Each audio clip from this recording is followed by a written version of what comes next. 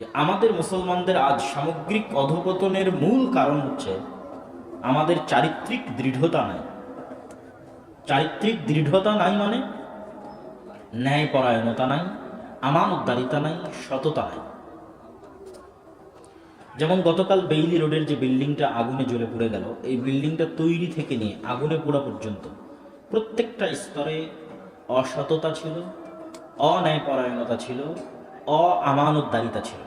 প্রত্যেকটা স্তরে যে হয়তো বাড়ি বানিয়েছে ও কারো টাকা মেরে দিয়ে বাড়ি বানিয়েছে, ওই বিল্ডিংটা যে তৈরি করেছে হয়তো কারো টাকা মেরে দিয়ে বিল্ডিংটা তৈরি করেছে। যদি না করে থাকে ভালো, আলহামদুলিল্লাহ।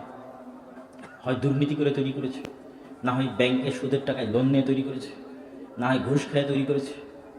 এবার যখন বাড়িটা তৈরি করেছে তখন ওই বাড়ির ইঞ্জিনিয়ারিং প্ল্যান পাস হওয়াতে প্রত্যেকটা স্তরে ইঞ্জিনিয়ার থেকে শুরু করে রাজুকে যারা প্ল্যানের অনুমোদন দেয় তারা থেকে শুরু করে প্রত্যেকটা টেবিলে মানুষ ঘুষ খাইছে।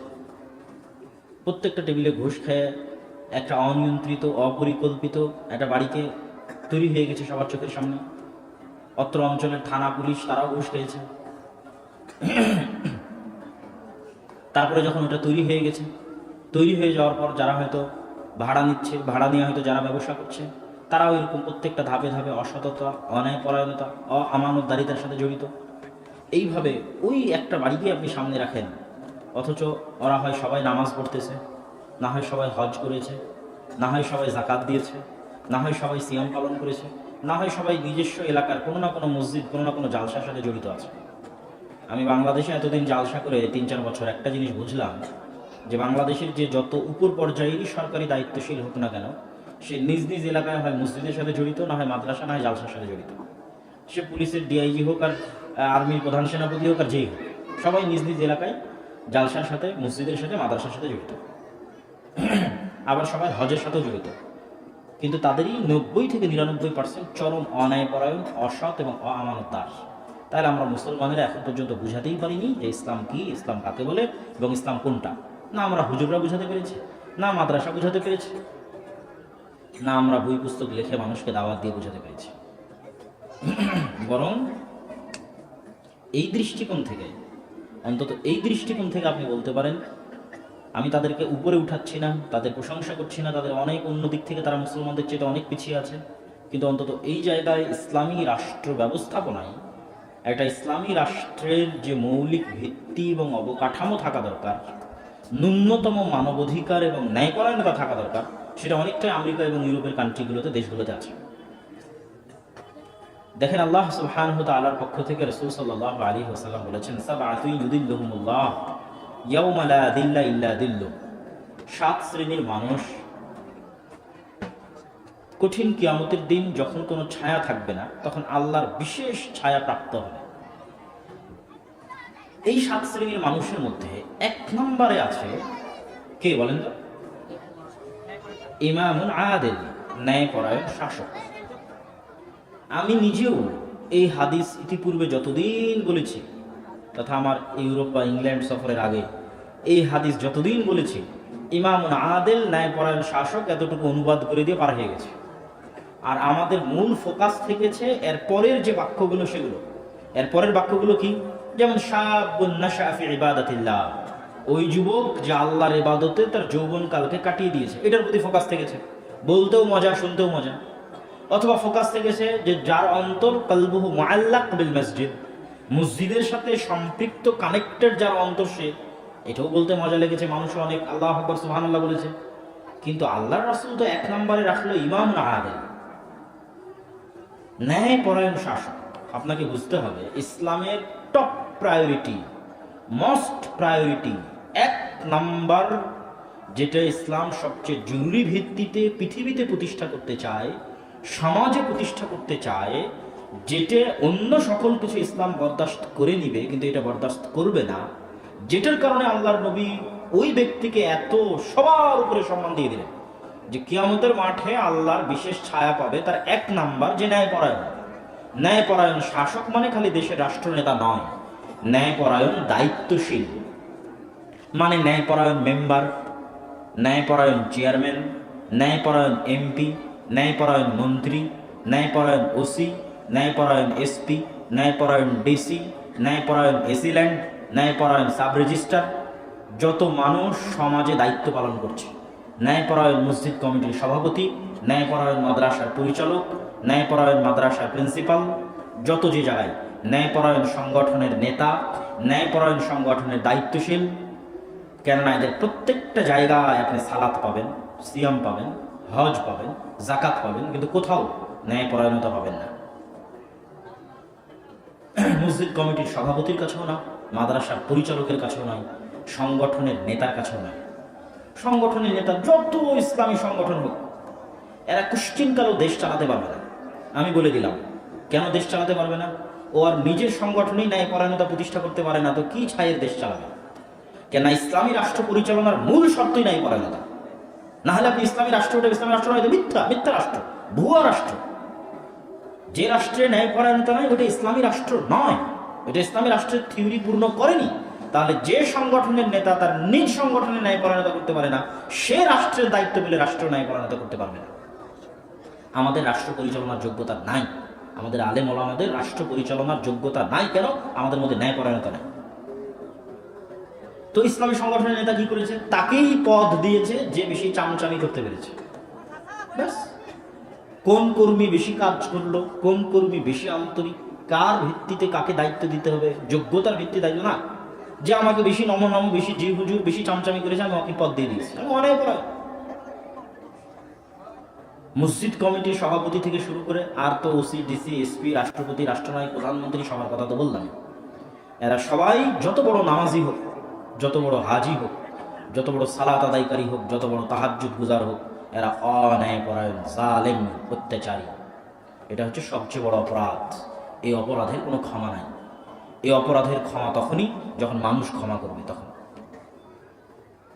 ওই বিল্ডিং, যে বিল্ডিংয়ে গতকাল মানুষ মারা গেছে, এর জন্য যতজনের অন্যায়পরায়ণতা দায়ী, যতজনের অসততা দায়ী, এরা কুশ্চিনকালেও কত হাজার হজ করে নিক, কি কাবা ঘরের নিচে মাটি দিয়ে দিক, এদের মাফ হবে না যতক্ষণ না মানুষ যারা এর ভুক্তভোগী তারা ক্ষমা না করেছে।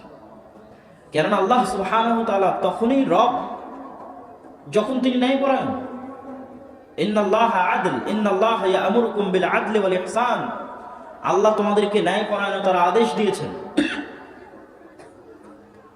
এবং আল্লাহ সুবহানাহু ওয়া তাআলা পবিত্র কোরআন মাজিদে তার নবীকে বারবার ন্যায়পরায়ণতার আদেশ দিয়েছেন।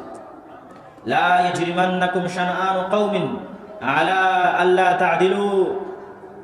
হে মুমিনেরা, হে ইমানদারেরা, কোন নির্দিষ্ট ব্যক্তি, নির্দিষ্ট দল, নির্দিষ্ট গোত্র, নির্দিষ্ট দেশের প্রতি তোমাদের অন্তরে যে বিদ্বেষ আছে, লা ইয়াজরিমান্নাকুম শানআনু কওমিন, নির্দিষ্ট ব্যক্তির প্রতি তোমার অন্তরে যে বিদ্বেষ আছে, নির্দিষ্ট দলের প্রতি, মাদ্রাসার প্রতি, প্রতিষ্ঠানের প্রতি, দেশের প্রতি, গোত্রের প্রতি, জাতির প্রতি তোমার যে বিদ্বেষ আছে, তোমার এই বিদ্বেষ যেন লা ইয়াজরিমান্নাকুম শানআনু কওমিন আলা আল্লা তা'দিলু, তোমাকে অত্যাচারী, অন্যায়পরায়ণ করতে না পারে। তুমি যেন অন্যায় করে বসো না, বরং দিলু, ন্যায়পরায়ণতা বাস্তবায়ন করো। ন্যায়পরায়ণতাই তাকওয়া, পরহেজগারিতার সবচেয়ে নিকটবর্তী। এটা কোরআনের আয়াত, আল্লাহ সুবহানাহু ওয়া তাআলার বাণী। দেখেন আমাদের মধ্যে সবচেয়ে বড় সমস্যা কি? যত সমস্যা আপনি দেখছেন, কোন সমস্যা থাকতো না। আকীদা ঠিক আছে, আমল ঠিক আছে, ন্যায়পরায়ণতা নাই, কোনো সমস্যাই থাকতো না যদি ন্যায়পরায়ণতা থাকতো। ওই যে ফেসবুকে যে সমালোচনা করছে, যে বক্তা আর এক বক্তার সমালোচনা করছে, ফেসবুকে একজন আরেকজনের সাথে মারামারি করছে, ফিল্ড পর্যায়ে এক দল আর এক দলের সাথে মারামারি করছে, কেউই সমালোচনায় ন্যায়পরায়ণতা বজায় রাখতে পারছে না। সব কিছু আছে, ন্যায়পরায়ণতা নাই। কতটুকু বলতে হবে, কতটুকু বলতে হবে না, কতটুকু বললে জুলুম হবে, অন্যায় হবে, আর কতটুকু না বললে আমার ন্যায়পরায়ণতা বাকি থাকবে, এই হিতাহিত জ্ঞান মুসলমানদের নাই। মনে করে নিয়েছে আহলে হাদিস হয়ে গেছি তো জান্নাত কিনে নিয়েছি, এখন যাকে যত নিন্দা করবো, গালি দেবো, অপবাদ দেবো, মারামারি করবো, জান্নাত তো আমার বাপের পৈতৃক সম্পত্তি দিয়ে এখন আহলে হাদিসরাই পরস্পরে বলেন, আর মুসলমানেরা পরস্পরে বলেন। অন্যায়পরায়ণতার চর্চা চলতেছে। এদের সাথে আল্লাহর নবী এবং আল্লাহ সুবহানাহু ওয়া তাআলার বৈশিষ্ট্যের চুল পরিমাণ সম্পর্ক নাই। আল্লাহ সুবহানাহু ওয়া তাআলা নিজের উপর সবচেয়ে শক্তিশালীভাবে যে জিনিস বাস্তবায়ন করার ওপেন ঘোষণা দিয়ে রেখেছেন, না হলে তিনি রব হওয়ার দাবিতে মিথ্যুক বলে পরিণত হবেন। বলেন নাউজুবিল্লাহ। সবচেয়ে শক্তিশালীভাবে ঘোষণা দিয়ে রেখেছেন, সেটা কি? ইন্নী হারামতুজ যুলমা আলাইয়া, আমি আল্লাহ অত্যাচার করাকে আমার উপর হারাম করে নিয়েছি। পৃথিবীর কোনো মানুষ, পৃথিবীর কোনো প্রাণী, পৃথিবীর কোনো জীব জন্তু জানোয়ার পাখ পাখালি যেই হোক না কেন, যার উপর চুল পরিমাণ জুলম করবে, অত্যাচার করবে, আর ওই ব্যক্তি, ওই মানুষ, ওই পশু যদি দুনিয়ার মাটিতে তার ওই অত্যাচারের বিচার না পায়, যেমন আপনারা এখানে যতজন বসে আছেন, আপনারা মাপেন, এগুলো তো সব উপর পর্যায়ের আলোচনা হলো।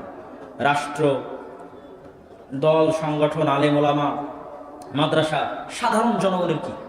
আপনাদের জন্য দুটো পরীক্ষা দিলাম ন্যায়পরায়ণতা। এক, আপনারা আপনাদের বোনকে তার বাপের সম্পত্তিতে ভাগ দিতে গড়িমসি করেছেন, সঠিক সময় দিয়ে দিয়েছেন, সমান মতো যেখানে আপনি নিয়েছেন, আপনি ভালো দামি ভালো প্লেসে জায়গা নিয়ে নিয়েছেন, আর বোনকে দুর্বল জায়গা দিয়ে দিয়েছেন ইচ্ছাকৃতভাবে, অথবা দিতে দেরি করেছেন, গড়িমসি করেছেন, অথবা দেননি, অথবা দিয়েছেন কিন্তু আপনার মতো নয়, তাহলে আপনার তাহাজ্জুদ, আপনার সালাত, আপনার সিয়াম কিছুই আপনাকে জান্নাতে নিয়ে যেতে পারবে না যদি আপনার বোন আপনাকে ক্ষমা না করে। আপনি একজন অন্যায়পরায়ণ জালেম। একটা উদাহরণ একদম আম জনসাধারণের জন্য, আরেকটা উদাহরণ আম জনসাধারণের জন্য, সেটা হচ্ছে আপনার স্ত্রী। ন্যায়পরায়ণতার পরীক্ষা খুবই ভয়াবহ, এই সালাত সিয়ামের পরীক্ষার চাইতে ভয়াবহ। আপনার স্ত্রীর সাথে কি আপনি ন্যায়পরায়ণতা বজায় রাখতে পারছেন? রাসূল সাল্লাল্লাহু আলাইহি সাল্লামের আদেশ এবং আল্লাহর আদেশ অনুযায়ী যা খাও তা স্ত্রীকে খাওয়াও, যা পরিধান করো তা স্ত্রীকে পরিধান করাও, তার সাথে আচার ব্যবহারে, কথাবার্তায়, তার হক আদায়ে আপনি কি ন্যায়পরায়ণতা রক্ষা করতে পারছেন? যদি ন্যায়পরায়ণতা রক্ষা করতে না পারেন তাহলে আপনি একজন জালেম। এবার আল্লাহর ঘোষণা কি?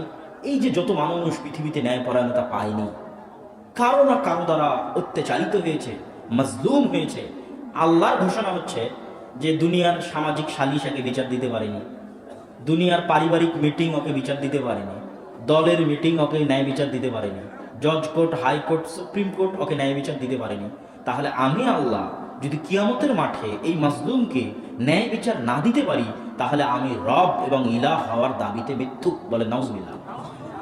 এই জন্য আল্লাহর সবচেয়ে বড় জরুরি জিম্মেদারি, যেটা উনি পালন করবেনই করবেন, যেটাতে উনি চুল পরিমাণ ছাড় দিবেন না, সেটা ইন্নী হারামতু যুলমা আলাইয়া।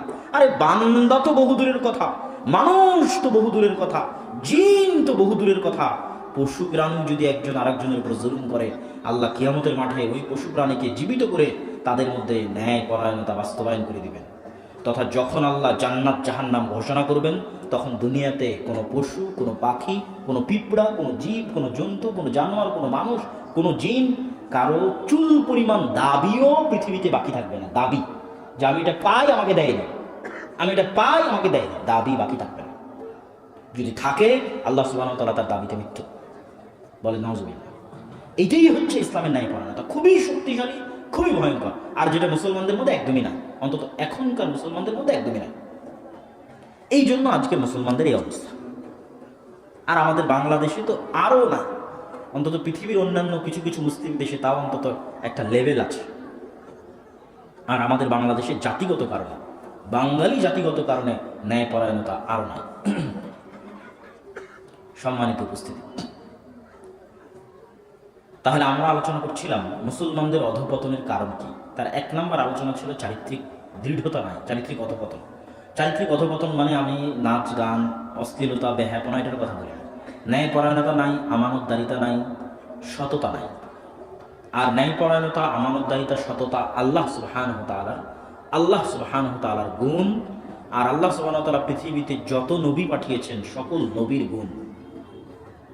যেমন আমাদের নবী মুহাম্মদ সাল্লাল্লাহু আলাইহি ওয়াসাল্লাম সালাতের আদেশ পাওয়ার আগে, সিয়ামের আদেশ পাওয়ার আগে, কোরআন পাওয়ার আগে, হজের আদেশ পাওয়ার আগে জন্মগত ন্যায়পরায়ণ, জন্মগত সত্যবাদী, সৎ, জন্মগত আমানতদার।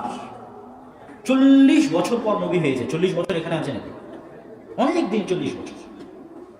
তাহলে দীর্ঘ 40 বছর যাবত যেই গুণগুলো মুহাম্মদ সাল্লাল্লাহু আলাইহি ওয়াসাল্লামের, যেই গুণগুলো সমগ্র মক্কা, সমগ্র আরবে ছড়িয়ে পড়েছিল, প্রশংসা, উনি তখনও মানুষকে সালাতের আদেশ দেন না, সিয়ামের আদেশ দেন না, নিজেও করেন না। কেননা দিনই আসেনি, ওহী আসেনি, তো করবেন কোথায় থেকে? কিন্তু যেটার উপর উনি জন্মগত আল্লাহ ওনাকে জন্ম দিয়েছিলেন, আল্লাহ সুবহানাহু ওয়া তাআলা যেই গুণগুলো তার জন্মগত প্রদান করেছিলেন, যেটা সমগ্র মক্কায় ছড়িয়ে পড়েছিল, তার এক নাম্বার হচ্ছে মুহাম্মদ সাল্লাল্লাহু আলাইহি ওয়াসাল্লাম ন্যায়পরায়ণ, শতভাগ ন্যায়পরায়ণ। কেউ যদি কোনো বিচার মুহাম্মাদের কাছে নিয়ে যায়, সে মাজলুম হবে না। মুহাম্মাদের কাছে যাও, ন্যায়পরায়ণতা পাবা। মুহাম্মাদের কাছে যাও, আমানতদারিতা পাবা। মুহাম্মাদের কাছে যাও, মিথ্যা পাবা না, সত্যবাদিতা পাবা। আর আজকের উম্মতে মুহাম্মাদের দাবিদারের কাছে যাও, বলে অনেক বড় হাজি, ও হজ করতে গেছে অন্যায় টাকা দিয়ে। ও কিসের উম্মতে মুহাম্মাদ? হজ করতে গেছে অন্যায় টাকা দিয়ে, অথচ তার নবী শতভাগ সৎ, শতভাগ ন্যায়পরায়ণ, শতভাগ আমানতদার। কত বড় বড় সরকারি কর্মকর্তা ও সব বড় বড় সম্মেলনে প্রধান অতিথি হয়, বড় বড় জালসায় প্রধান অতিথি হয়, মাদ্রাসার কমিটির সভাপতি হয়। ও তো জন্ম থেকে মাথা থেকে পা পর্যন্ত সব দুর্নীতিতে ভরা। তো কিসের উম্মতে মুহাম্মদ? এরা যদি মাজলুম না হয় তো কারা মাজলুম হবে? এদের সাথে তো আল্লাহ নবীর চুল পরিমাণ সম্পর্ক নাই, চরিত্র বৈশিষ্ট্য।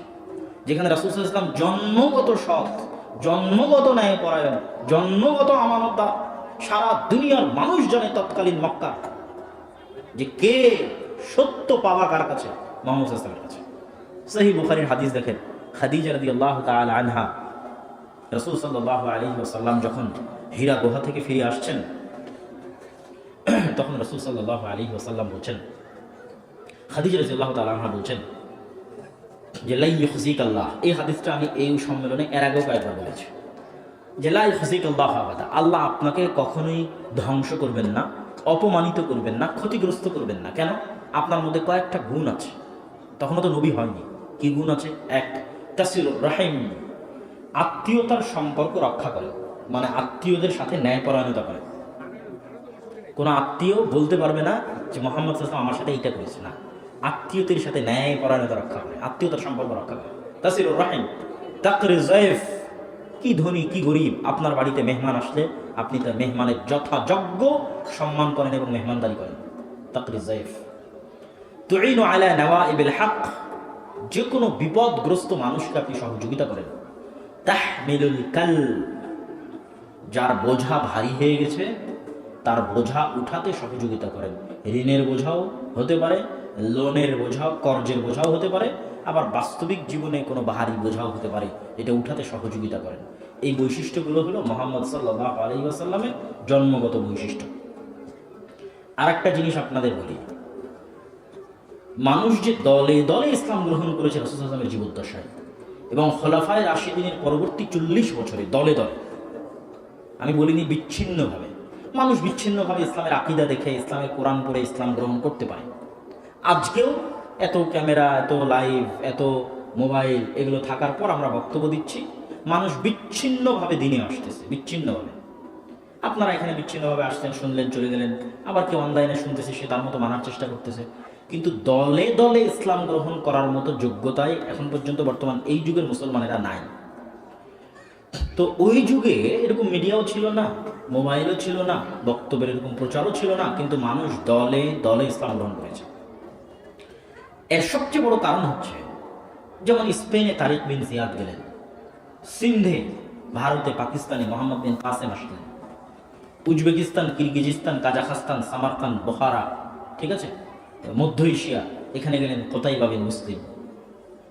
তো এরকম বড় বড় মুসলমানদের লস্কর পৃথিবীতে ননস্টপ গতিতে চলমান ছিল। তো এই ননস্টপ গতিতে যে মুসলমানেরা অতি অল্প সময়ে অর্ধ পৃথিবী জয় করে নিল, এর পিছনে ইসলামের সবচেয়ে বড় যে সৌন্দর্যটি, কারণ ইসলামের সবচেয়ে বড় বৈশিষ্ট্যটি এটা হতে সহযোগিতা করেছে, সেটা হচ্ছে তারিক বিন জিয়াদ যখন স্পেনে গেছে, তখন স্পেনের মানুষ ছিল মাজলুম, অত্যাচারিত, তাদের কোনো হক ছিল না। যখন তারা দেখলো যে মুসলমানদের মধ্যে কি সততা, কি আমানতদারিতা, কি ন্যায়পরায়ণতা, আরে তোমরা যদি জুলুম থেকে বাঁচতে চাও, তোমরা যদি নিজেদের হক ঠিকমতো বুঝে পেতে চাও, তোমরা যদি তোমাদের জীবন, সন্তান, পরবর্তী প্রজন্মের নিরাপত্তা চাও, যে একটা ভালো উন্নত জীবন যাপন করবে, তাহলে এই পৃথিবীতে মুসলমান ইসলামিক খেলাফা ছাড়া তোমাদেরকে আর কেউ দিতে পারবে না। অতএব অন্যায় থেকে বাঁচতে, জুলুম থেকে বাঁচতে ইসলাম গ্রহণ করো। তো সাহাবীদের চরিত্র দেখেছে, আমল দেখেছে, আখলাক দেখেছে। এই বাংলাদেশের মানুষ এত দূরে কেন এত ইসলাম গ্রহণ করবে? মিডিলে বিশাল ইন্ডিয়া রেখে, ইন্ডিয়ারও কিছু কিছু অঞ্চলে প্রচুর মুসলমান আছে, কিন্তু এত ব্যাপকভাবে মুসলমান হয়েছে এই বঙ্গে কেন? এই বঙ্গের মানুষেরা ছিল নির্যাতিত। হিন্দুদের যে 4টে সিস্টেম ছিল, ভাগ ছিল, ব্রাহ্মণ, শূদ্র, ক্ষত্রিয়, দাস, এই যে প্রথা, এটার দ্বারা আমরা ছিলাম নিম্ন স্তরের এবং অত্যাচারিত, মাজলুম। তখন আমরা দেখেছি ন্যায়পরায়ণতা পাওয়া যাবে এদের কাছে। যারা ইসলামের দাওয়াত নিয়ে এসেছে এরা ন্যায়পরায়ণ, এরা সৎ, এরা আমানতদার। আমরা যদি আমাদের ন্যূনতম মানবিক অধিকার চাই, এটা আমাদেরকে ইসলাম দিতে পারবে। আমরা যদি আমাদের ন্যূনতম বাঁচার অধিকার চাই, সম্মান চাই, ইসলাম দিতে পারবে। তো সমগ্র পৃথিবীতে মানুষ দলে দলে ইসলাম গ্রহণ করেছে ইসলামের সালাত, সিয়াম, হজ, যাকাতের কারণে নয়, ইসলামের ন্যায়পরায়ণতা, সততা, আমানতদারিতার উপর মুহাম্মদ সাল্লাল্লাহু আলাইহি ওয়াসাল্লাম তার সাহাবীদের যে শক্ত ট্রেনিং দিয়েছিলেন, কঠিন ও ভয়ঙ্কর ট্রেনিং দিয়েছিলেন। কিরকম কঠিন ভয়ঙ্কর? যে ওমর রাদিয়াল্লাহু তাআলা আনহু একজন আমিরুল মুমিনিন, খলিফাতুল মুসলিমিন, আলা আশারা মুবাশশিরিন বিল জান্নাহ, যাদেরকে আল্লাহর নবী যে 10 জনকে জান্নাতের সুসংবাদ দিয়ে গেছেন তাদের একজন ওমর। ওমরকে যেই দিন আবু উবাইদা ইবনুল জাররাহ ফিলিস্তিনের জেরুজালেম থেকে চিঠি লিখলেন, আমিরুল মুমিনিন, খলিফাতুল মুসলিমিন, মসজিদে আকসার চাবি আপনি না আসলে হস্তান্তরিত হবে না। ওমর রাদিয়াল্লাহু তাআলা মদিনা থেকে চিঠি লিখে দিলেন যে আনা আতি, আমি আসতেছি। তো আসবেন প্রায় 1200 কিলোমিটার পথ, মদিনা থেকে জেরুজালেম প্রায় 1200 কিলোমিটার পথ, ঢাকা থেকে দিল্লি প্রায় 1600 কিলোমিটার পথ, কাছাকাছি এইরকম। তো এই 1200 কিলোমিটার পথের অর্ধেক পথ, তথা 600 থেকে 700 কিলোমিটার, অর্ধেক পথ ওমর রাদিয়াল্লাহু তাআলা আনহু নিজে উটের পায়ে হেঁটেছেন মরুভূমিতে, আর গোলামকে উটের পিঠে বসিয়ে রেখেছেন। প্রশ্ন হচ্ছে, ওমর রাদিয়াল্লাহু তাআলা তো ভাবতে পারতেন যে আমি জান্নাতের সুসংবাদ প্রাপ্তদের একজন, আমি আল্লাহর নবীর অনেক নিকটের সাহাবী। আবু বকর রাদিয়াল্লাহু তাআলার পরেই হচ্ছে আমার মান এবং মর্যাদা, জান্নাত তো আমার কনফার্ম, নিশ্চিত, আমি জান্নাতে যাবই। আমি আবার আমিরুল মুমিনিন, খলিফাতুল মুসলিমিন, ঠেকাই কে? ভাবতে পারতেন। আবার উনি কি বেনামাজি? না। উনি কি সিয়াম ছেড়ে দিয়েছে? না। উনি কি যাকাত আদায় করে? না। না। উনি কি হজ করে? না। না, সবই আছে। 5 ওয়াক্ত সালাত আদায় করি, রাতে উঠে সালাত আদায় করি, নফল সিয়াম পালন করি, রমাজানের সিয়াম পালন করি, হজ আদায় করি। এত সকল গুণাবলী থাকতে কি ঠেকা পড়েছিল পায়ে হেঁটে অর্ধেক রাস্তা যাওয়ার? এই পায়ে হেঁটে অর্ধেক রাস্তা যাওয়াটা প্রমাণ করে যে ইসলামের সকল কিছুর উপর যেটা আপনাকে নিশ্চিত করতে হবে, এটা হচ্ছে আপনি ন্যায়পরায়ণ। আপনি জালেম নন, আপনি ন্যায়পরায়ণ। আপনি নামাজি নিশ্চিত করার আগে নিজেকে নিশ্চিত করেন যে আপনি ন্যায়পরায়ণ। এটা যদি না থাকে আপনি জান্নাতে যেতে পারবেন না। ওই গোলাম যদি ভুলে বসে কিয়ামতের মাঠে যে আল্লাহ ওমর রাদিয়াল্লাহু তাআলা আমার উপর জুলুম করেছে, ওমর রাদিয়াল্লাহু তাআলা জান্নাতে যেতে পারবেন না, ওই গোলাম ক্ষমা না করা পর্যন্ত, এই কথাই ঠিক। তো এই শিক্ষা আমার নবী ওমর রাদিয়াল্লাহু তাআলাকে দিয়ে গেছিলেন। এই জন্য ওমর রাদিয়াল্লাহু তাআলা শুধু ন্যায়পরায়ণতা ঠিক রাখতে, আর কিচ্ছু না, শুধু ন্যায়পরায়ণতা ঠিক রাখতে, যে ন্যায়পরায়ণতার মাপকাঠিতে কিয়ামত পর্যন্ত কেউ বলতে পারবে না আমি ওমর অন্যায়পরায়ণ শাসক ছিলাম। কিয়ামত পর্যন্ত মানুষকে বলতে হবে আমি একজন শতভাগ ন্যায়পরায়ণ শাসক। শুধু ন্যায়পরায়ণতার মাপকাঠিতে নিজেকে শতভাগ সঠিক প্রমাণ করতে ওমর রাদিয়াল্লাহু তাআলা জেরুজালেম, মদিনা থেকে জেরুজালেমের অর্ধেক রাস্তা পায়ে নিজে হেঁটেছেন আর উটের রশি ধরে টেনেছেন, এর নাম ন্যায়পরায়ণতা। তাহলে আমরা আমাদের স্বাভাবিক ব্যক্তিগত জীবন, পারিবারিক জীবন, মাদ্রাসার জীবন, সংগঠনের জীবন, দলের জীবন, রাষ্ট্রের বিভিন্ন দায়িত্বের জীবন, কোথায় আমরা ন্যায়পরায়ণ? প্রত্যেকটা জায়গায় আমরা হচ্ছে আল্লাহ সুবহানাহু ওয়া তাআলার সাথে ধোঁকা দিচ্ছি। নামাজ দিয়ে ধোঁকা দিচ্ছি, ঠিকই অন্যায় করছি, মনে করছি নামাজ পড়ে মাফ করে নেব। ইসলামী জালসার প্রধান অতিথি হয়ে মনে করছি মাফ করে নেব, মসজিদের কমিটি হয়ে মনে করছি মাফ করে নেব, হজ করে মনে করছি মাফ করে নেব। এগুলো সব দিয়ে সবই মাফ হয়ে যাবে, কিন্তু অন্যায়পরায়ণতা মাফ হবে না। যার সাথে অন্যায় করা হয়েছে সে মাফ না করা পর্যন্ত। সম্মানিত উপস্থিতি, তাহলে মুসলমানদের সবচেয়ে বড় সমস্যা হচ্ছে তাদের চারিত্রিক দৃঢ়তা নাই এই দিক থেকে। আর এই চারিত্রিক দৃঢ়তা হারিয়ে ফেলেছিল বানু ইসরাইলেরা। এই জন্য আমি আমার ইদানিং বক্তব্যগুলোতে নাম দিয়েছি মুসলমানদের, যে মুসলমানেরা হচ্ছে এই যুগের বানু ইসরাইল, এই যুগের বানু ইসরাইল। তাহলে আজ থেকে 5000 বছর আগের বানু ইসরাইল কি ছিল? ইউদাব্বিহুনা আবনাআকুম ওয়া ইস্তাহিয়ুনা নিসাআকুম ওয়া ফি যালিকুম বালাউম মির রাব্বিকুম আযীম। আজ থেকে 5000 বছর আগের বানু ইসরাইলের কথা আল্লাহ সুবহানাহু ওয়া তাআলা কোরআন মাজিদে বলছেন যে বানু ইসরাঈলদের ছেলে সন্তানদের ফেরাউন জবাই করত, আর মেয়ে সন্তানদের ফেরাউন বাঁচিয়ে রাখত। তো ওদের ছেলে সন্তানদের গোপনে জবাই করতো না ফেরাউন, প্রকাশ্যে জবাই করত। তাহলে এটা ছিল ওদের লেভেল, সমাজে বানু ইসরাঈলদের লেভেল, যে চোখের সামনে ছেলেকে জবাই করে দেবে, কিচ্ছু বলতে পারবে না। আর এবার ফিলিস্তিনে মুসলমানদের লেভেল দেখতে পাচ্ছেন আপনি, যে মুসলমানেরা যে এই যুগের বানু ইসরাঈল, তো ওই যুগের বানু ইসরাঈলদের সন্তানদের হত্যা করতো 5-10 জন দেখতো, আর এখন পর্যন্ত 30,000 হত্যা হয়েছে, গোটা দুনিয়ার মানুষ দেখেছে। এখন পর্যন্ত 30,000 ফিলিস্তিনিকে হত্যা করা হয়েছে, 5-10 জন দেখেনি, গোটা পৃথিবীর মানুষ দেখেছে। পৃথিবীর সব রাষ্ট্রনায়ক, রাষ্ট্রনেতা, রাষ্ট্রপতি, সেনাপতি, মানুষজন সবাই দেখেছে। তাহলে আমাদের ভ্যালু পৃথিবীতে কি? যে 30,000 মানুষকে হত্যা করে দিচ্ছে, গোটা দুনিয়ার মানুষ দেখতেছে, কেউ ঠেকাতে পারে না। তাহলে আমরা হচ্ছে এই যুগের বানু ইসরাঈল। ওই যুগের বানু ইসরাঈলকে ওই যুগের ফেরাউনেরা ওপেন জবাই করতো, এই যুগের বানু ইসরাঈলদেরকে এই যুগের ফেরাউনেরা ওপেন বম মেরে হত্যা করতেছে সারা পৃথিবীর চোখের সামনে। তাহলে ওই যুগের বানু ইসরাঈলদের এই অবস্থা হয়েছিল কেন? বা তাদের এইরকম যে তাদের যে চারিত্রিক যে দৃঢ়তা ছিল না, সেটা বুঝাতে গিয়ে মূলত আমি আলোচনা করছিলাম যে ওই যুগের বানু ইসরাঈলদের চারিত্রিক দৃঢ়তা ছিল না। তার দু একটা উদাহরণ দিয়ে আমরা বক্তব্য সামনের দিকে এগিয়ে যাব। ইয়াকুব আলাইহিসসালাতু ওয়াসসালামের অপর নাম হচ্ছে ইসরাঈল। ইয়াকুব আলাইহিসসালাতু ওয়াসসালামের বাবার নাম ইসহাক আলাইহিসসালাতু ওয়াসসালাম। ইসহাক আলাইহিসসালাতু ওয়াসসালামের বাবার নাম ইব্রাহিম আলাইহিসসালাতু ওয়াসসালাম। ইব্রাহিমের ছেলে ইসহাক, ইসহাকের ছেলে ইয়াকুব, ইয়াকুবের ছেলে ইউসুফ। আর এই চারজন ইহুদি ধর্মেও কমন, খ্রিস্টান ধর্মেও কমন। এই চারজন বলবো না, বানু ইসরাঈলের প্রায় সব নবী কমন, দুই একটা মিসিং হতে পারে। আমরা বলছি ইউসুফ, ওরা বলছে জোসেফ। আমরা বলছি ইয়াকুব, ওরা বলছে জ্যাকব। আমরা বলছি ইসহাক, ওরা বলছে আইজ্যাক, যেমন আইজ্যাক নিউটন বিজ্ঞানী। আমরা বলছি ইব্রাহিম, তারা বলছে আব্রাহাম, যেমন আব্রাহাম লিঙ্কন। কিন্তু ব্যক্তি চরিত্র ঘটনা এক। তথা আমরা যে ইব্রাহিমকে নবী বলছি, তারা আব্রাহাম বলে তাকেই, অন্য কাউকে না, ওনাকেই নবী বলতেছে। তো মিল্লাতে ইব্রাহিমের দাবিদার তারাও, মিল্লাতে ইব্রাহিমের দাবিদার আমরাও। তারা মিল্লাতে ইব্রাহিমের দাবি করে দেখেই তো মসজিদে আকসাকে পবিত্র ভূমি বলতেছে। আমরাও মিল্লাতে ইব্রাহিমের দাবি করি দেখেই তো মসজিদে আকসাকে পবিত্র ভূমি বলতেছে। এবং ওমর রাদিয়াল্লাহু তাআলা আনহুর আমলেও যে ওই যে ঘটনা আমরা অসম্পূর্ণ ছাড়লাম, এটা কিন্তু লম্বা ঘটনা। তো যেহেতু আজকে ওটা আমাদের টপিক না, আমরা লম্বা ঘটনা বলে কি করবো? কিন্তু এখন যেহেতু কথায় কথায় আসলে ওখানে একটু ঘটনা আছে যে ওমর রাদিয়াল্লাহু তাআলা মসজিদে আকসায় ঢুকলেন, পাদ্রীরা অভ্যর্থনা জানালো। অভ্যর্থনা জানানোর পর ওমর রাদিয়াল্লাহু তাআলা বলছে, আচ্ছা আমি সালাত আদায় করবো, আমাকে সালাত আদায় করার ব্যবস্থা করো। তখন পাদ্রী ওমর রাদিয়াল্লাহু তাআলাকে নিয়ে গেছে গির্জার মধ্যে। কম্পাউন্ডটা অনেক বড়, সরজমিন থেকে অনেক উঁচু, এই পুরো কম্পাউন্ডটা বিশাল, এটা পুরোটাই পবিত্র ভূমি।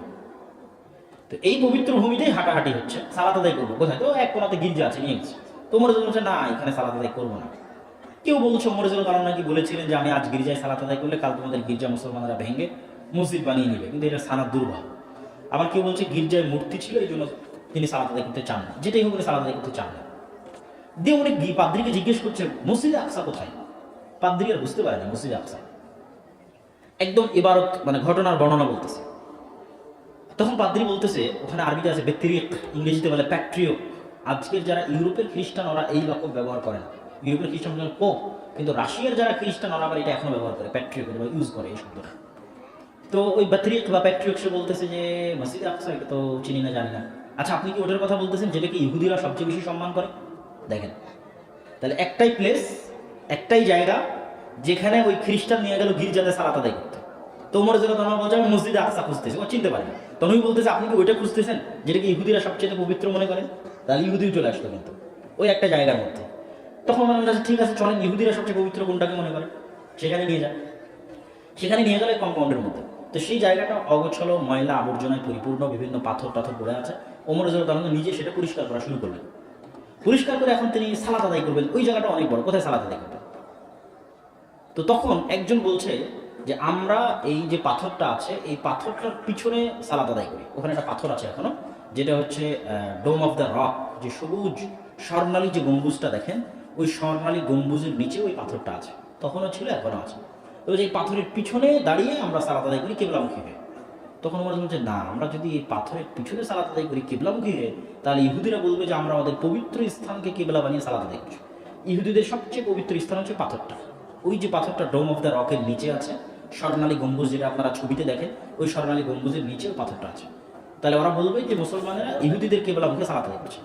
আমরা বরং এই পাথরকে ক্রস করে আরো সামনে চলে যাই, আরো সামনে চলে গিয়ে এখান থেকে পশ্চিম কোন দিকে, এইদিকে না, এইদিকে, আচ্ছা, একদম কেবলার শেষ মাথায়, মানে হাঁটতে হাঁটতে হাঁটতে হাঁটতে হাঁটতে হাঁটতে যেদিকে কাবা ওইদিকে হাঁটা হচ্ছে, হাঁটতে হাঁটতে একদম যেটা শেষ মাথায়, ওখানে গিয়ে পাথরও পড়ে গেল পিছনে, গির্জাও পড়ে গেল পিছনে। ওমর রাদিয়াল্লাহু আনহু এখানে সালাত আদায় করলেন। ওখানে মসজিদ তৈরি করা হলো, মসজিদে আকসা, ওখানে যেটাকে এখন বলা হয় কিবলি মসজিদ, যেটা কালো রঙের, ধূসর মেটে রঙের, অল্প একটা অংশ নিয়ে তৈরি করা আছে, ওটাই মসজিদে আকসা। কম্পাউন্ড কিন্তু পুরোটাই পবিত্র ভূমি। এখানে গির্জাও আছে, এখানে ওই যে ইহুদিদের যে কি বলে ওর নাম, পাথর, সেটাও আছে, ঠিক আছে। এবং এইটারই পাশে যে পশ্চিম দেওয়াল, এখানে মুসলমানেরা সালাত আদায় করে, এই পশ্চিম দেওয়ালে এসে কান্নাকাটি করে ইহুদিরা নিচে, ভিতরে যেহেতু আসতে পারে না এখন পর্যন্ত, ওই পশ্চিম দেওয়াল ধরে কান্নাকাটি করে, চিঠি লেখে পশ্চিম দেওয়ালের মধ্যে রেখে দেয়। তো কি বলছিলাম, আমরা বলছিলাম যে মিল্লাতে ইব্রাহিমের দাবিদার দেখেই তো মসজিদ আকসা ওর কাছেও প্রিয়, এর কাছেও প্রিয়, আমার কাছেও প্রিয়। তো ওই মিল্লাতে ইব্রাহিমের বানু ইসরাইলেরই একজন নবী ইয়াকুব আলাইহিস সালাম, যার নাম ইসরাইল, যার 12 জন সন্তান, সে 12 সন্তানের একজন ইউসুফ আলাইহিস সালাম, তার 11 ভাই। এই ইউসুফ আলাইহিস সালামের মৃত্যুর পর মুসা আলাইহিস সালামের আগমন পর্যন্ত 400 বছর, একদম শর্টকাটে শেষ করে দিচ্ছে। এই 400 বছরের মধ্যেই বানু ইসরাইলেরা গোলাম হয়ে যায় এবং গোলামীর জীবনযাপন করে। ইউসুফ আলাইহিস সালাম যতক্ষণ ছিলেন ততক্ষণ এই গোলামী ছিল না, কেন ইউসুফ আলাইহিস সালাম মন্ত্রী ছিলেন। ইউসুফ আলাইহিস সালামেরা ফিলিস্তিন থেকে মিশর গেছেন, আজকেও গাজা ফিলিস্তিন হয়ে মিশরের সাথে কানেক্টেড। ওই রাস্তা দিয়ে ইউসুফ আলাইহিস সালাম মিশরে গিয়ে জেল খেটে বাজারে বিক্রি হয়ে মানুষের বাড়িতে কাজ করে মন্ত্রী হয়েছে। কিন্তু তার মৃত্যুর পর বানু ইসরাইলেরা গোলাম হয়ে গেছে। এই গোলামি চলেছে 300 বছর। এই গোলামদের মধ্যেই জন্ম হয়েছে মুসা আলাইহিস সালাম। মুসা আলাইহিস সালামকে আল্লাহ ফিরআউনের বাড়িতে নিয়ে চলে গেছে। এবার মুসা আলাইহিস সালাম যখন এই বানু ইসরাইলদের নিয়ে পালিয়ে যাচ্ছে, আবার ফেরত যাচ্ছে ফিলিস্তিনে, লোহিত সাগর পার হয়ে, তখন চোখের সামনে ওরা দেখলো যে ওয়াইদ নাজ্জাইনাকুম মিন আলি ফিরআউন, যে ওয়াইদ ফারাকনা বিকুমুল বাহর, ঠিক আছে, যখন আমি সমুদ্রের মধ্যে পার্থক্য তৈরি করে দিলাম, দেওয়াল তৈরি করে দিলাম, ঠিক আছে, ওয়া রাকনা আলা ফিরআউন, আর আলে ফিরআউনকে ডুবিয়ে দিলাম, ফিরআউনকে তোমাদের চোখের সামনে ডুবিয়ে দিলাম। এখন এই বানু ইসরাইলেরাই যাদেরকে আল্লাহ যাদের চোখের সামনে ফিরআউনকে ডুবিয়ে দিল, এদেরই ছোট্ট ছোট্ট দুই একটা পয়েন্ট নেন, নিয়ে আমাদের এই আলোচনা আমরা শেষ করে দেব। এক, মুসা আলাইহিস সালাম তুর পাহাড়ে গেলেন, ওয়াইদ ওয়া'আদনা মুসা 40 লাইলা, 40 দিনের জন্য তুর পাহাড়ে যাওয়ার পর আর বাছুরের পূজা করা শুরু করলো। একটা। দুই, তুর পাহাড় থেকে মুসা আলাইহিস সালাম ফেরত আসলেন, এসে বললেন এই যে তাওরাত মানো। তারা বলল যে না, লান নু'মিনা হাত্তা নারা আল্লাহ জাহরাতান, ততক্ষণ মানব না যতক্ষণ না তোমার আল্লাহকে নিজে চোখে না দেখবো। বলে নাউজুবিল্লাহ। নবী চলে গেছে, বাছুরের পূজা শুরু করেছে, নবী ফেরত আসছে, বলছে আল্লাহকে না দেখলে মানব না। আবার এদেরকে আল্লাহ সুবহানাহু ওয়া তাআলা বলছেন তোমাদের পানির ব্যবস্থা নাই, ওয়া ইসতাসকা মুসা লিকাওমি ফাকুলনা দিরিব বিআসাকাল হাজার ফানফাজারাত মিনহু 12 আইনা ক্বাদ আলিমা কুল্লু উনাসিন মাশরাবাহুম। বলছে মুসা, এই মরুভূমিতে তো পানির ব্যবস্থা নাই, কেন? লোহিত সাগরের লবণাক্ত পানি, লোহিত সাগর পার হওয়ার পর ফিলিস্তিন ঢোকা পর্যন্ত বিশাল মরুভূমি, এই বাংলাদেশের চাইতেও বড় হবে, এত বড় মরুভূমি। লোহিত সাগর পার হয়ে ফিলিস্তিনে প্রবেশের আগ পর্যন্ত বাংলাদেশের চাইতেও বড়, অন্তত 2 গুণ বা 3 গুণ বড় মরুভূমি আছে, তার নাম সিনাই মরুভূমি। তো পানির ব্যবস্থা নেই। আল্লাহ মুসাকে বললেন লাঠি দিয়ে পাথরে আঘাত করো, 12টা ঝর্ণা ধারা বের হলো, 12টা। তারপর তোমরা বললে খাবারের ব্যবস্থা নেই, আমি বললাম আসমান থেকে খাবার পাঠাচ্ছি, মান্না সালওয়া। মান্না সালওয়া কি? পৃথিবীর সবচেয়ে দামি মাশরুম, আর কোয়েল পাখির মতো এক জাতীয় পাখি সকালবেলা গাছে এসে বসে, বিসমিল্লাহ আল্লাহু আকবার বলে জবাই করে ওই দামি মাশরুম দিয়ে খাবার খাওয়া হয়, সরাসরি জান্নাত থেকে আসে। তো এটার ব্যবস্থা আল্লাহ তাদের করে দিলেন। তাহলে তাদেরকে আল্লাহ জান্নাতের খাবার দিলেন, ঝর্ণা দিয়ে পানি দিলেন, ফেরাউনকে ডুবিয়ে মারলেন। এত কিছু করার পর তারা কি বলতেছে? আল্লাহকে না দেখলে ঈমান আনবো না। নবী তুর পাহাড়ে চলে গেলে বাছুরের পূজা করতেছে, তারপরে নবীকে বলতেছে একই রকম খাবার ভালো লাগে না, লান নাসবিরা আলা তুআমিন ওয়াহিদ। এগুলো একটা ঘটনাও আমি বলতেছি, সব ঘটনা আল্লাহ নিজে কোরআনে বলেছে, যা আয়াত করছি কোরআনে। আর দ্বিতীয় কোনো জাতির ঘটনা এত বিস্তারিত আল্লাহ কোরআনে বর্ণনা করেননি। কি আদ, কি সামুদ, কি কওমে লূত, কারণ না, একমাত্র বনী ইসরাঈলের ঘটনা এত ডিটেইলস আল্লাহ কোরআনে বলেছে, অন্য কোনো কারণে না। এই কারণেই যে উম্মতে মুহাম্মাদী একদিন বনী ইসরাঈল হয়ে যাবে। তো উম্মতে মুহাম্মাদী যেদিন বনী ইসরাঈল হয়ে যাবে, ওই দিন ওরা যেন বনী ইসরাঈলের ঘটনা পড়ে শিখে। যেই দিন উম্মতে মুহাম্মাদী বনী ইসরাঈলে পরিণত হবে, ওই দিন উম্মতে মুহাম্মাদী যেন বনী ইসরাঈলের ঘটনা পড়ে শিক্ষা অর্জন করে। এই জন্য আল্লাহ সুবহানাহু ওয়া তাআলা বনী ইসরাঈলের ঘটনা এত লম্বা কোরআনে দিয়ে রেখেছে। তারপরে কি হলো? লান নাসবিরা আলা তুআমিন ওয়াহিদ, এক খাবার প্রত্যেক দিন ভালো লাগে না। তোমার আল্লাহকে বলো এই জমিন থেকে চাল, ডাল, সবজি, শসা, ক্ষীরা উৎপাদন করে দিতে। ফাদউ লানা রাব্বাক ইউমবিত লানা, তোমার আল্লাহকে ডাকো আমাদের জন্য এই মাটি থেকে উৎপাদন করে দিবে চাল, ডাল, শসা, পেঁয়াজ, রসুন, আদা। তখন মুসা আলাইহিস সালামকে আল্লাহ বললেন যে দেখো, তোমাদের যদি প্রয়োজন হয় চাল, ডাল, শসা, পেঁয়াজ, রসুন, আদা, তাহলে এই বিশাল মরুভূমি পার হয়ে একটা দেশ আছে, তার নাম ফিলিস্তিন, তার নাম জেরুজালেম। ওখানে আবাদ হয়, মরুভূমিতে তার আবাদ হয় না। তো তোমরা যাও, গিয়ে দখল করো, বিজয় করো, যারা আছে তাদের সাথে যুদ্ধ করে বিজয় করো। এই জমি, এই মাটি আল্লাহ তোমাদের জন্য লিখে দিয়েছে। আল আরদুল মুকাদ্দাসা আল্লাতী কাতাবাল্লাহু লাকুম, ওটা পবিত্র ভূমি যা আল্লাহ তোমাদের জন্য লিখে দিয়েছে। সুবহানাল্লাযী আসরা বিআবদিহি লাইলাম মিনাল মাসজিদিল হারামি ইলাল মাসজিদিল আকসা আল্লাযী বারাকনা হাওলাহ, যেই মসজিদে আকসার চারিদিকে আল্লাহ বরকত দিয়ে ঘিরে দিয়েছেন, ওই পবিত্র ভূমিতে চলে যাও। তারা কি বলল? তারা বলল, ইযহাব আনতা ওয়া রাব্বুকা ফাকাতিলা, মুসা তুমি আর তোমার আল্লাহ গিয়ে যুদ্ধ করো, আমরা এই যে এখানে বসে থাকলাম। যুদ্ধ যখন শেষ হয়ে যাবে, তোমরা বিজয় করবো, ওই দিন আমাদের ডাকিও। বলেন নাউজুবিল্লাহ। তারপরে মুসা আলাইহিস সালাম হতাশ। আল্লাহ মুসা বলেন, আল্লাহ এই কওমের সাথে আমি পারবো না, আমি আমার আর আমার ভাইয়ের দায়িত্ব ছাড়া কারো দায়িত্ব নিতে পারবো না। তারপরে আল্লাহ আযাব নাযিল করেন, ইয়াতিহুনা ফিল আরদি 40 সানা, 40 বছর এই মরুভূমির মধ্যে পাগলের মতো ঘুরতে থাকো। এই 40 বছরের মধ্যে মুসা আলাইহিস সালাম মারা গেলেন। তারপরে নবী হলেন ইউশা বিন নুন। ইউশা বিন নুন যে বনী ইসরাঈলদের বললেন, আমরা অনেক ভুল করেছি, এই আযাব শেষ হলে আমরা তওবা করে চলো যুদ্ধ করি। সবাই মিলে তওবা ইস্তেগফার করে যুদ্ধে নামে পড়ল, জেরুজালেম বিজয়ের যুদ্ধ। যুদ্ধ বিজয়ের জন্য, এটা আমার অন্য বক্তব্যে যেগুলোতে আমি মসজিদ আকসার আলোচনা করেছি বিস্তারিত আছে। এখন আমাদের আজকের টার্গেট হচ্ছে বনী ইসরাঈলদের সাথে মুসলমানদের মিল। আমরা মুসলমানেরা বনী ইসরাঈল হয়ে গেছে। তো ওই যুদ্ধ বিজয়ের জন্য আল্লাহ সূর্য থামিয়ে দিলেন। সূর্য থামিয়ে দিয়ে আল্লাহ এদেরকে আদেশ দিলেন, তোমরা যখন জেরুজালেমে প্রবেশ করবা, অনেক জীবনে ভুল করেছো, আমার কথা অমান্য করেছো, আজকে এত বড় দয়া তোমাদের দিচ্ছি, জেরুজালেম বিজয় করিয়ে দিচ্ছি, তো আবার সূর্য থামিয়ে দিয়ে তো তোমরা একটু মাথা নত করে প্রবেশ ঢুকিয়ে শহরে, আর মুখে উচ্চারণ করিও হিত্তাতুন। হিত্তাতুন হিব্রু শব্দ, যার আরবি হচ্ছে আস্তাগফিরুল্লাহ। মুখে বলবো আস্তাগফিরুল্লাহ আস্তাগফিরুল্লাহ, ঢোকার সময় মাথা নত করে ঢুকবা, তাহলে আমি আল্লাহ তোমাদের ক্ষমা করে দেবো। এরা কত বড় নিমক হারাম জাতি! এরা যখন এই জেরুজালেম শহরে প্রবেশ করলো, এরা পিছন দিল আগে, আর মাথা নত করলো না। এরকম পিছন আগে দিয়ে এভাবে শহরের মধ্যে ঢুকলো মাথা উঁচু করে, আর মুখে বলল হিনতাতুন। হিনতাতুন মানে গমের দানা। এগুলো সব ঘটনা আল্লাহ নিজে কোরআনে বলছে, আই এম নট সেইং, আমি না, আল্লাহ কোরআনে এই ঘটনাগুলো বলতেছে বনী ইসরাঈলে, যে এরা এগুলো করেছে। তাহলে কত রকমের ধোঁকাবাজ, মুনাফিক, শঠতা, নিমক হারামি থাকলে আল্লাহর সাথে এরকম ধোঁকাবাজি করা যায়, আল্লাহর সাথে এরকম মুনাফিকি করা যায়, আল্লাহর সাথে এরকম নিমক হারামি করা যায়। আর একটা ঘটনা বলে এদের পর্ব শেষ করব। দাউদ আলাইহিস সালাম বনী ইসরাঈলের নবী, জালুতকে হত্যা করে নবী হয়েছে। জালুতের বিরুদ্ধে তালুতের যে যুদ্ধ ছিল, এই যুদ্ধ ছিল পরীক্ষা। মাত্র 313 জন নদীর পানি পান না করেই ওপারে সাঁতরে পার হয়েছিল। এই 313 জনের একজন ছিলেন দাউদ আলাইহিস সালাম। যুদ্ধের মাঠে তিনি নিজে হাতে জালুতকে হত্যা করেছেন। তার এই বীরত্ব এবং ইমানি পরীক্ষার কারণে আল্লাহ তাকে নবী এবং শাসক বানিয়ে দিয়েছেন। আল্লাহ তার কণ্ঠে দিয়ে দিয়েছিলেন সুরতা এবং নম্রতা। তিনি জাবুর তেলাওয়াত করতেন, মাছেরা তার তেলাওয়াত শুনতে আসতো। বনী ইসরাঈলরা ওই মাছগুলোকে ধরে নিত, শিকার করে নিত। আল্লাহ বললেন, না, তোমরা শনিবারের দিন মাছ ধরিও না। বনী ইসরাঈলরা বলল, ঠিক আছে, ধরবো না শনিবারের দিন। ধরবো না তো ধরবো না, এবার দেখেন আমরা করি কি। এরা শনিবারের দিন ধরবে না, কিন্তু শনিবারের দিন যেই মাছগুলো এসেছে কোরআন শুনতে, জাবুর শুনতে, এই মাছগুলোকে এরা বেড়া, বানা, জাল যা দিয়ে পেরেছে ঘিরে দিয়েছে। ঘিরে এখন অপেক্ষা করতে থেকেছে কখন শনিবার পার হয়। শনিবার পার হয়ে যখন রবিবার শুরু হয়েছে, তখন সব মাছকে এরা আবার শিকার করেছে।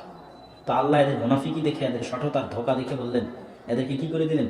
খিনজির আর কিরাদাহ। আল্লাহ সুবহানাহু ওয়া তাআলা এদেরকে বানর বানিয়ে দিলেন, শুকুর বানিয়ে দিলেন। বিজ্ঞানীরা বলে আমরা নাকি বানর থেকে এসেছি।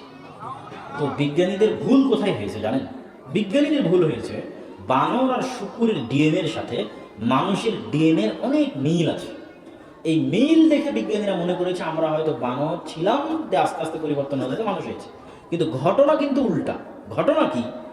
আল্লাহ যদি কোনোদিন মানুষকে আর দ্বিতীয় কোনো প্রাণীতে পরিবর্তন করতে চান, পৃথিবীর কোনো মানুষকে আর দ্বিতীয় কোনো প্রাণীতে পরিবর্তন করতে চান, তো আল্লাহ মানুষকে মুরগিতে পরিণত করবেন না, বাছুর গরুতে পরিণত করবেন না। কেন? বাছুর গরুর সাথে মানুষের ডিএনএ মিলে না। একদম সামান্য কিছু সফটওয়্যার চেঞ্জ করলেই, কোডিং চেঞ্জ করলেই মানুষ 1 সেকেন্ডের মধ্যে শুকুর হয়ে যাবে। 1 সেকেন্ডের মধ্যে আমি আপনি বানর হয়ে যাব। আমার শরীরের ডিএনএ বানরের সাথে এত মিলে যে আল্লাহ চাইলে অল্প কিছু পরিবর্তনের ভিত্তিতেই আমি কি হয়ে যাব? বানর আর শুকুর। আর এটা আল্লাহ করবেন, আল্লাহর আযাব এবং গজব হিসেবে বনী ইসরাঈলকেও করেছেন, এই উম্মতের মধ্যেও করবেন।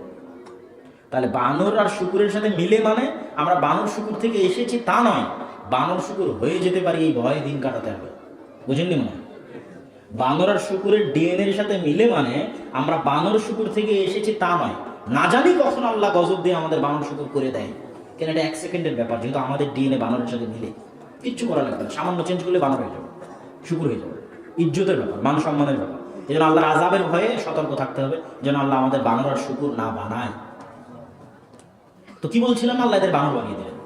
তাহলে পুরো বনী ইসরাইলের হিস্ট্রি ভরা আছে সঠতা, মুনাফিকি, ধোঁকা দিয়ে। এবার ওই বনী ইসরাইলদের চরিত্রের সাথে বর্তমান যুগের মুসলমানদের চরিত্র মিলান, যারা কিভাবে জনগণকে ধোঁকা দিচ্ছে, আল্লাহকে ধোঁকা দিচ্ছে, মানুষকে ধোঁকা দিচ্ছে। ধোঁকাটা কি?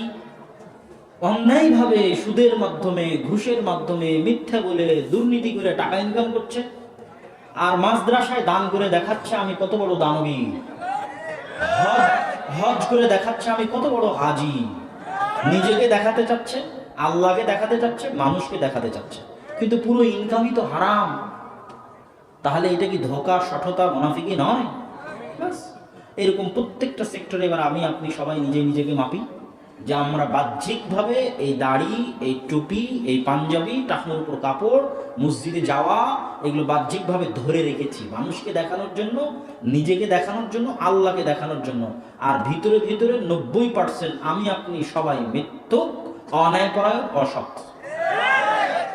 অথচ আমার নবী কোনোদিন মিথ্যাই বলেনি, কোনোদিন না, ওহী আসার আগেও না, জন্মগত কোনোদিন মিথ্যা বলেনি। মানে তিনি ভিতর থেকে সাফ, পরিষ্কার, পরিচ্ছন্ন অবস্থায় আল্লাহর ইবাদত করেছে। আর আমরা ভিতর থেকে খোখলা হয়ে গেছে, ধ্বংস হয়ে গেছে, আর আমরা বাহ্যিকভাবে ইবাদত ধরে রেখে দেখাচ্ছি যে আমরা জান্নাতে যাবো। তা আমাদের আর বনী ইসরাইলের মধ্যে তো কোনো পার্থক্য নাই। ওরা যেমন আল্লাহর সাথে মুনাফিকি, ধোঁকাবাজি, সঠতা করেছে, আমরাও তাই করছি। এমনকি মুসলমানদের এই গুণ যদি আপনি তুলনা করেন, আল্লাহ না করুক, তো তুলনা করলে দেখা যাবে ওই যুগের মক্কার কাফের এবং মুশরিকদের চাইতেও মুসলমানেরা চারিত্রিকভাবে পিছিয়ে আছে। আবু সুফিয়ান রাদিয়াল্লাহু তাআলা আনহু, তার একটা ঘটনা বললে এটা বুঝতে পারবেন। আবু জাহলের মৃত্যুর পরে মক্কার কাফের কুরাইশ মুশরিকদের সর্দার আবু সুফিয়ান মক্কা বিজয়ের আগ পর্যন্ত ইসলাম গ্রহণ করেননি। প্রত্যেকটা যুদ্ধে আল্লাহর নবীর বিরুদ্ধে প্রধান সেনাপতি, এই পাশে আল্লাহর নবী, এই পাশে আবু সুফিয়ান। খন্দকের যুদ্ধে আবু সুফিয়ান 10,000 আরবের গোত্র উপগোত্রদের একত্রিত করেছে, মদিনাকে 1 মাস ঘিরে রেখেছে, মদিনাকে মাটির সাথে মিশিয়ে দিবে, মুহাম্মদ সাল্লাল্লাহু আলাইহি ওয়াসাল্লামকে হত্যা করবে। এই আবু সুফিয়ান রাদিয়াল্লাহু তাআলা আনহুকে বাদশাহ হিরাক্লিয়াস তার জেরুজালেমে মুহাম্মদ সাল্লাল্লাহু আলাইহি ওয়াসাল্লাম সম্পর্কে জিজ্ঞেস করেছিলেন। তিনি তার চিরশত্রু মুহাম্মদ সাল্লাল্লাহু আলাইহি ওয়াসাল্লাম সম্পর্কে মিথ্যা বলেননি।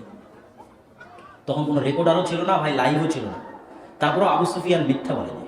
আবু সুফিয়ান নিজে বলছে যে মিথ্যা বলেনি, কেন মক্কার কাফের কুরাইশ মুশরিক হলে কি হবে, মিথ্যা বলতে লজ্জা পেত। আর আপনি এখন মুসলমানদের দাঁড় করান যে নামাজি, হাজি, দাড়ি, টুপি, আলেম ওলামা, মাদ্রাসার শিক্ষক, মসজিদের হুজুর, সবাই মিথ্যা কথা বলছে সকাল সন্ধ্যা। আর আবু সুফিয়ান কাফের অবস্থা তো মিথ্যা বলেনি। তাহলে মুসলমানদের যদি এই অবস্থা না হয়, আমরা তো বনী ইসরাইল হয়ে গেছি, তাহলে তো আল্লাহ সুবহানাহু ওয়া তাআলা ওই যুগের বনী ইসরাইলের যে অবস্থা হয়েছিল গোলামী, আমাদের সে অবস্থা হয়ে গেছে গোলামী। আর এই কথা আমি বানিয়ে বলতেছি না, স্বয়ং রাসূল সাল্লাল্লাহু আলাইহি ওয়াসাল্লাম বলেছেন, লাতাসলুকান্না, যে আমার উম্মত অচিরেই ওই রাস্তায় চলবে যেই রাস্তায় বনী ইসরাইল চলেছে। ওই প্রত্যেকটা গর্তের মধ্যে আমার উম্মত ঢুকবে, যে প্রত্যেকটা গর্তে বনী ইসরাইল ঢুকেছে। তো ওদের ওই মুনাফিকি সততা আমাদের মধ্যে চলে এসেছে। এই জন্য আল্লামা ইকবাল বলেছিলেন, সাবাক ফির সে পড় সাদাকাত কা, শুজাআত কা, আদালত কা, লিয়া জায়েগা তুঝসে কাম, দুনিয়া কি ইমামত কা। মুসলমানেরা, তোমাদের মধ্যে নামাজ, সিয়াম, হজ, যাকাত সবই আছে, তোমরা সত্য বলা ভুলে গেছো, ন্যায় পরায়ণতা ভুলে গেছো, আমানতদারিতা ভুলে গেছো। নতুন করে একটু সত্য বলা শিখো, একটু ন্যায় পরায়ণতা করা শিখো, আমানতদারিতা শিখো। কি মসজিদ, কি মাদ্রাসা, কি ইসলামী দল, কি সংগঠন, কি সাধারণ জনগণ, সত্য বলেন, ন্যায় পরায়ণতা প্রতিষ্ঠা করেন, তাহলে একদিন আপনারা অটোমেটিক দেশ চালাতে পারবেন। দেশের দায়িত্ব আল্লাহ আপনাদের দিয়ে দিবে, বলেন ইনশাআল্লাহ। পৃথিবীর দায়িত্ব আল্লাহ আপনাদের দিয়ে দিবে, কিন্তু যোগ্যতা তো আমাদের নাই। আপনি এক আলেমে মারামারি দেখেন, কামড়াকামড়ি দেখেন, তাহলে বুঝবেন যে আমাদের চারিত্রিক কথোপকথন কোথায়। স্বয়ং আল্লাহ যখন ইহুদি খ্রিস্টানদেরকে কোরআন মাজিদে দাওয়াত দিয়েছে, সম্মানের সাথে দাওয়াত দিয়েছে, ইয়া বনী ইসরাঈল আযকুরু নি'মাতি আল্লাতী আন'আমতু আলাইকুম, আল্লাহ বলেন এই অভিশপ্ত ইহুদিরা না, হে বনী ইসরাঈলেরা, আমি তোমাদের উপর অনেক দয়া করেছিলাম, তোমরা শোনো। আল্লাহ বলেন এই পথভ্রষ্ট খ্রিস্টানরা না, বলেছে ইয়া আহলাল কিতাব, এই কিতাবের অধিকারীরা, আমি তোমাদের কিতাব দিয়েছি, তোমরা সম্মানিত, তাআলাউ ইলা কালিমাতিন সাওয়াম বাইনানা, সম্মান দিয়ে ডেকেছে। যখন মুশরিকদের ডেকেছে, মাজুসীদের ডেকেছে, তখন আল্লাহ কি বলেছে? ইয়া আইয়ুহান নাস, হে আদমের সন্তানেরা, ইয়া ইবাদি, হে আমার বান্দারা। তাহলে আল্লাহ যদি ডোম, চামার, মেথর, মুচি যাকেই আহ্বান করুক, তাকে আল্লাহ আহ্বান করেছে তার সর্বোচ্চ সম্মান দিয়ে, যে তুমি আদমের সন্তান, এটাই তোমার সর্বোচ্চ সম্মান। তুমি মানুষ, এটাই তোমার সর্বোচ্চ সম্মান। এই সম্মান দিয়ে তোমাকে ডাকছি। আর আমাদের, আল্লাহর মুস্তাআন, আমাদের অবস্থা কি? সম্মানিত উপস্থিতি, মুসলমানদের অধঃপতনের দ্বিতীয় কারণ হচ্ছে শিক্ষা, তৃতীয় কারণ হচ্ছে সুদী অর্থনীতি। শিক্ষায় মুসলমানেরা পিছিয়ে, কি রাষ্ট্রীয়ভাবে, কি ব্যক্তিগত, কি সামাজিক, কি মসজিদগতভাবে। আমাদের কাছে শিক্ষার কোনো গুরুত্ব, কোনো ভ্যালু নাই, কোনো মূল্য নাই, কোনো দাম নাই। অথচ এই দিনটা জ্ঞানের দিন, শিক্ষার দিন। আজকে আমরা সমগ্র পৃথিবীতে শিক্ষাহীন এবং জ্ঞানবিহীন। তো আমি আমার এই আলোচনাটা লম্বা না করে একটা পয়েন্ট দিয়ে শেষ করে দিই। সেটা হচ্ছে, আমাদের দেশে আপনারা দেখতে পারেন যে বড় বড় জালসা এবং সম্মেলন আয়োজন হচ্ছে দ্বীনের প্রচারের জন্য। কিন্তু আপনি জিজ্ঞেস করেন খ্রিস্টান মিশনারিকে, জিজ্ঞেস করেন ব্রাককে, জিজ্ঞেস করেন যে বাবা, তোমরা তোমাদের খ্রিস্টান ধর্ম প্রচার করার জন্য একটা জালসা আয়োজন করো না কেন? তোমরা নাচ গান প্রচার করার জন্য একটা সম্মেলন আয়োজন করো না কেন? ওরা কি করে? খ্রিস্টান আর ব্রাক কি করে? খ্রিস্টান মিশনারি কি করে? শিক্ষা নিয়ে কাজ করে, শিক্ষা প্রতিষ্ঠান নিয়ে কাজ করে, জ্ঞান নিয়ে কাজ করে, সিলেবাস নিয়ে কাজ করে। আর আমরা মুসলমানেরা হচ্ছে হুজুগে। আমরা কাজ করছি কি নিয়ে? আমরা কাজ করছি হুজুগে কিছু জনপ্রিয়তা পাওয়ার জন্য, কিছু বাহবা, কিছু লিল্লাহি তাকবীর পাওয়ার জন্য। শিক্ষা থেকে আমরা হাজার হাজার মাইল দূরে। এই জন্য দেখবেন হয়ে যাচ্ছে, টাইলস হয়ে যাচ্ছে, কয়দিন পর স্বর্ণ দিয়ে হয়ে যাবে, কিন্তু মসজিদে শিক্ষার কোনো ব্যবস্থা নাই। আমার নিজের সফরের অভিজ্ঞতা, যেহেতু 300-র অধিক মসজিদে আমরা ইতিমধ্যে, এবং 150-র অধিক মসজিদে আমি নিজে সফর করেছি, আমার নিজস্ব সফরের অভিজ্ঞতা। কত মসজিদ নেবেন, টাইলসও আছে, এসিও আছে, দিন শিক্ষার কোনো ব্যবস্থা নেই। অথচ ওই টাইলস আর এসি ধুয়ে তো আর আপনি পানি খাবেন নাকি? স্বর্ণ দিয়ে মসজিদ তৈরি করে কি আপনি পানি খাবেন? অথচ অত্র অঞ্চলের আশেপাশের সকল যুবক সমাজ ফ্রি ফায়ার, পাবজি, মদ, নেশা, জুয়া, গাঞ্জা, রাজনীতি, মিথ্যা, কিশোর গ্যাং, সকল অপরাধে পরিপূর্ণ হয়ে গেছে। কিন্তু আপনার তো তাদের মধ্যে শিক্ষা দেওয়ার কোনো উদ্যোগ নাই। কিন্তু এরকম স্বর্ণের তৈরি মসজিদ বিরান পড়ে থাকবে। কর্ডোভার জামে মসজিদ, এক ফ্লোরেই 70,000 মানুষ সালাত আদায় করতে পারবে। আজ থেকে 30, 40, 50 বছর আগে ওটাই পৃথিবীর দ্বিতীয় বৃহত্তম মসজিদ ছিল। আর ওটা এখন পৃথিবীর সবচেয়ে বড় গির্জা। ওখানে আজানও দিতে পারবেন না, সালাতও আদায় করতে পারবেন না, মূর্তিতে পরিপূর্ণ। কিন্তু মুসলমানদের জমি, মুসলমানদের মাটি, মুসলমানদের দানের টাকায় তৈরি করা মসজিদ। তো মসজিদ বিরান পড়ে থাকবে, কিন্তু যে শিক্ষাটা আপনি দিবেন, এই শিক্ষাটা বাকি থাকবে। এটা হচ্ছে শ্রেষ্ঠ দাওয়াতি কাজ, শিক্ষা হচ্ছে মূল।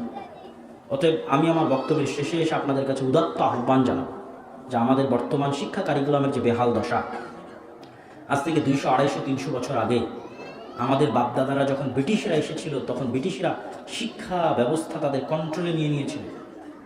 সকল মসজিদ মাদ্রাসার নামে ওয়াকফ করা সম্পত্তি বাজেয়াপ্ত করে দিয়েছিল। তখন আমাদের বাপদাদারা মনে করেছিল যে মক্তব না চালালে, মসজিদে দ্বীনের শিক্ষা না করলে দিন টিকে থাকবে না।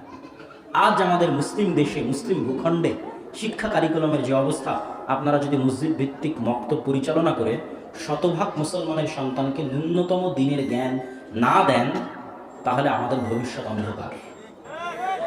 অতএব আপনারা যেখান থেকে এসেছেন, যেখানেই ফিরে যাবেন, এই একটা মোটিভ নিয়ে আপনারা ফিরে যাবেন যে মসজিদ ভিত্তিক দিন শিক্ষা নিয়ে কাজ করবেন। এই হুজুগের কাজ থেকে আমাদের আস্তে আস্তে বের হয়ে আসতে হবে। মানুষ আমাদের দেখলে মনে করে বক্তা, কখনো দেখলে মনে করে না যে আমরা মানুষকে দুটো বুঝি শিক্ষা দিতে পারি। শিক্ষা ভিন্ন জিনিস। আমি বক্তব্য দিতে আসছি, আপনারা এসেছেন, আজ আপনার মসজিদে একটা দাস চালু করি, এক সপ্তাহে একজনও থাকবে না। মানে আপনি আমাকে বক্তাই মনে করেন, শিক্ষা দেওয়ার যোগ্য শিক্ষক মনে করেন না। আমাদের এই জাতির কাছে শিক্ষার মূল্য নাই। কিন্তু এটা কঠিন হলেও এটাই চ্যালেঞ্জিং, এটাই আমাদের মুক্তির রাস্তা। আমাদেরকে এটা নিয়ে কাজ করতে হবে। অতএব আপনারা যারা যেখানে যেভাবে দাওয়াতি কাজের সাথে সম্পৃক্ত আছেন, মসজিদ ভিত্তিক দিন শিক্ষাকে গুরুত্ব দেন, এটা আমাদের উদাত্ত আহ্বান। পাশাপাশি আমাদেরও যদি কোনো সহযোগিতার প্রয়োজন হয়, আমরা সেটি সহযোগিতা করার জন্য প্রস্তুত আছি। আমরা মসজিদের শিক্ষকদের যদি ট্রেনিং দেওয়ার দরকার হয়, তার মৌলিক দিন শেখানোর জন্য, আরবি কোরআন শুদ্ধ উচ্চারণের জন্য আমাদের ট্রেনিং চলতেছে। প্রায় এটা 5ম বা 6ষ্ঠ পর্বের ট্রেনিং চলতেছে জামিয়া সালাফিয়া ডাঙ্গিপাড়া পাবার আছে। এতে বিভিন্ন মসজিদের ইমামদের যাতায়াত খরচ আমাদের উপর, থাকা খাওয়া আমাদের উপর, শুধু জাতির স্বার্থে, ভবিষ্যৎ প্রজন্মের স্বার্থে। শুধু আপনার ইমাম একটু আন্তরিকভাবে যাবে, শিখবে, আপনারা একটু আন্তরিকভাবে উদ্যোগ নেবেন, এলাকার শতভাগ মুসলমানের সন্তান যেন দিন আর কোরআনটা শিখতে পারে। এটা আমাদের দায়িত্ব হাতে নিতে হবে, চ্যালেঞ্জ মনে করতে হবে। এর অন্তরস্থল থেকে, হৃদয় নিংড়ানো অন্তরস্থল থেকে ভবিষ্যৎ প্রজন্মের জন্য, মুসলমান জাতির জন্য আমাদের একটা দাবি, একটা নাসিহা, একটা ওসিয়ত, একটা উপদেশ। সম্মানিত উপস্থিতি, আমি বক্তব্য দীর্ঘায়িত করতে চাই না। এখন আমার পরেই শ্রদ্ধা শাইখ ডক্টর আবু বকর মোহাম্মদ জাকারিয়া হাফিজাহুল্লাহ রাআহ তিনি আপনাদের সামনে আলোচনা পেশ করবেন। যাওয়ার আগে আগামী 7 ও 8ই মার্চ সৌদি মেহমানগণ থাকবেন, ভারতের মেহমানগণ থাকবেন। আল জামিয়া সালাফিয়া রূপগঞ্জ নারায়ণগঞ্জে সালাফি কনফারেন্সে আপনাদের উপস্থিত হওয়ার উদাত্ত আহ্বান থাকলো। যাওয়ার চেষ্টা করবেন, বলেন ইনশাআল্লাহ।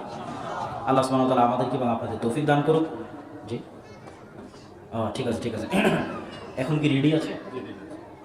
এই মুজ মাদ্রাসার জন্য, যে মাদ্রাসা এই প্রোগ্রামটার আয়োজন করেছে, আপনারা আপনাদের টাকা দেওয়ার দরকার নেই। আল্লাহ আপনাদেরকে যে রিজিক দিয়েছে সেটাই দিবেন। অমিম্মা রাযাকনাহুম ইউনফিকুন। আল্লাহ বলেনি যে আপনি টাকার মালিক। ওই টাকা আল্লাহ সুবহানাহু ওয়া তাআলার দেওয়া আপনাকে রিজিক হিসেবে। যে কোনোভাবে আল্লাহ এটা ছিনিয়ে নিতে পারে, আল্লাহর নেয়ামত, এটা শুকরিয়া আদায় করা উচিত। আল্লাহ ছিনিয়ে নেওয়ার আগে, কোনো গজব, কোনো আযাব, কোনো বিপদ আপদে হারিয়ে ফেলার আগেই আপনি সেটি আল্লাহ সুবহানাহু ওয়া তাআলার রাস্তায় দান করুন এবং বিপদকে দূরে ঠেলে দেন। এই মাদ্রাসাকে লক্ষ্য করে, এই মসজিদকে লক্ষ্য করে উক্ত দানে আপনারা অংশগ্রহণ করবেন।